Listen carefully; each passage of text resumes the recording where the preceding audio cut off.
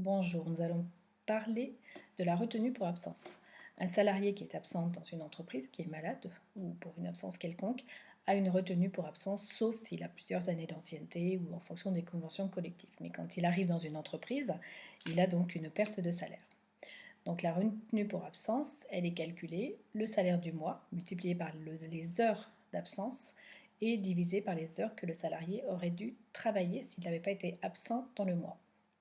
Donc on a un exemple, là, on a un salarié qui travaille du lundi au vendredi pour 2000 euros par mois et il a été absent du 8 au 17 inclus. Donc là, on a notre calendrier. Donc on doit calculer le nombre de jours d'absence, sachant qu'il fait 7 heures par jour.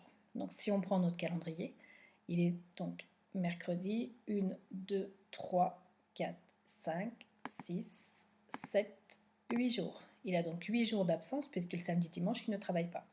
8 jours à 7 heures par jour, ça lui fait donc 56 heures d'absence. Et si on devait calculer du 1er au 31 le nombre de jours de travail, on ne compte bien sûr pas les samedis dimanches, on arrive à 23 jours multiplié par 7 heures, donc on arrive à 161 heures que le salarié aurait dû faire s'il avait été présent tout le mois.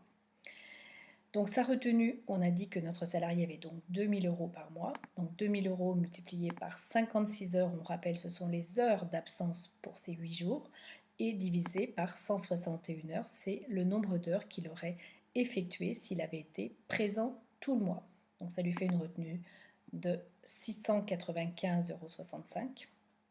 Donc son salaire brut est donc de 2000 moins cette retenue, c'est-à-dire 1304,35 euros.